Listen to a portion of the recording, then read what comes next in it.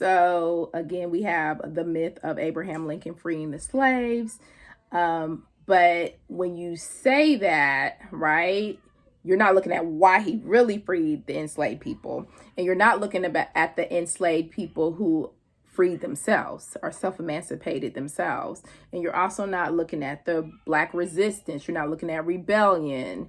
You're not looking at slave insurrections. You're not looking at any of those things. And it's like, this white man freed the slaves, right?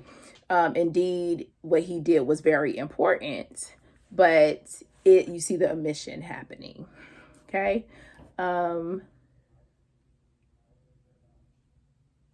How was civil rights whitewash? Okay. Think about when you learned about the civil rights movement. If you weren't alive during that time, you probably learned only about the nonviolent movement, right? You may not, the nonviolent movements like the marches, the sit-ins, and you were not able to have access to armed resistance, right? Deacons of Defense, okay? Robert F. Williams, you were not given that information in schools. You weren't taught about Malcolm X. Maybe you got like a paragraph or two about Malcolm X, and he was pit up against Martin Luther King. Okay.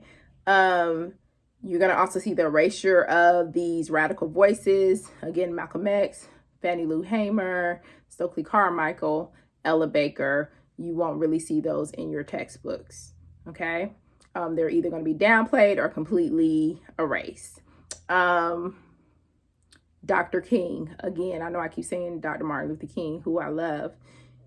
They are not going to show him as the fullness of him and his beliefs, right?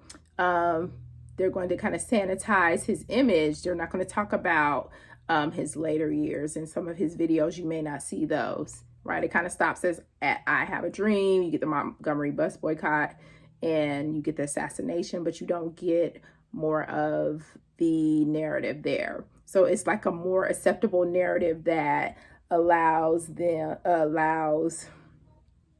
masters to feel comfortable, right? You're not going to see his critiques on capitalism and militarism and systemic racism and the lack of jobs. You missed out on that. They're going to focus on the heroes of the movement and not the collective struggle. They're not going to focus on the grassroots organizations, the towns, the people that once the big leaders would leave these towns and leave these people behind to deal with whatever as they're moving on to another struggle.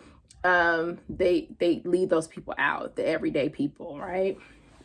I saw the other day I went to a fundraiser and we had this, I think he's the president of the NAACP here in Georgia, young man. He was talking about how in Montgomery, they were already planning a bus boycott.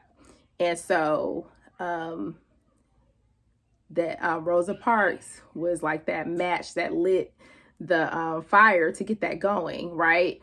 But they had already had that planned, so we miss out on those types of things. And we also missed out that she was a trained activist. She was not a tired old woman. She was a young woman, and she was trained, and she was working in the movement long before the bus boycott.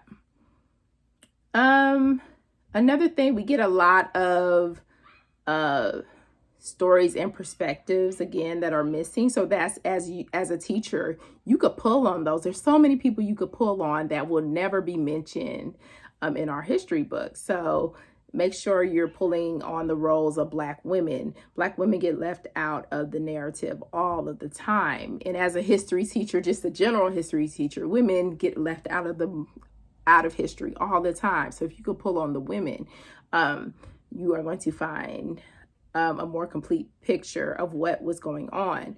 Look at the roles of Black women, right? You can bring in some names like Diane Nash, Septima Clark, Joanne Robinson. Bring in the contribution of students, right? The students of the movement. A lot of times they're overshadowed by the older male leaders, okay? Look at economic justice and global connections, right? You will find some amazing stories there. It wasn't just about voting rights, it was about economic justice. So look in the Poor People's Campaign, Memphis sanitation strikes. Look at all these different things that were happening.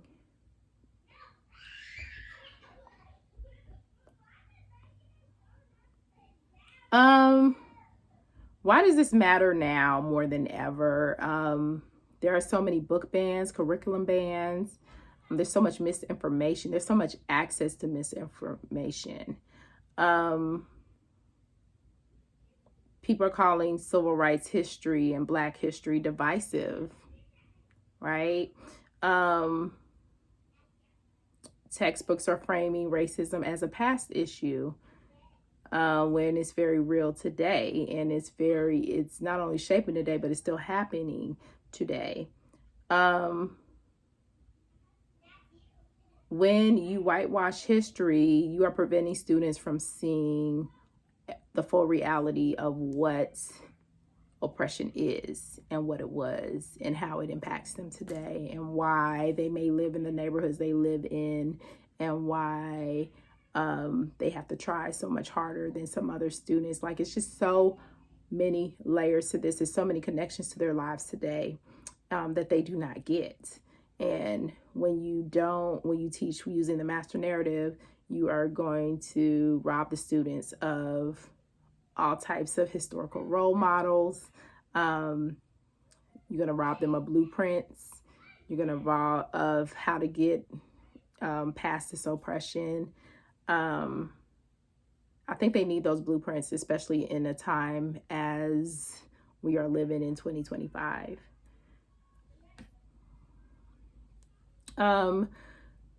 What you can do as an educator, make sure you pick up the books, do the readings for this course. Dr. Jeffrey's book, Understanding and Teaching the Civil Rights Movement. Make sure you get that. It's phenomenal. It's he edited it, but it's from different people speaking about how to do the civil rights movement justice as a teacher. Like I said last week's class, make sure you are using your primary sources. Those are phenomenal. Okay, and a primary source is not just a document. I was able to see Dr. Martin Luther King's the briefcase he had on the day that he was killed. I was able to go into his home that he shared with Coretta Scott King. So field trips are great primary sources. Music are great primary sources. Teach them the complexity. Show them that the civil rights movement took many different forms. Resistance takes many different forms. And encourage them to think critically. Okay? So again, your assignment is on the Google Classroom. If you have any questions, I would love for you to participate in the discussion in Google Classroom and just to hear your perspectives and to see where you think teaching Black history is in your classroom, how you think your textbooks are handling it, and what sources you are using as well. Have a wonderful day. Thank you.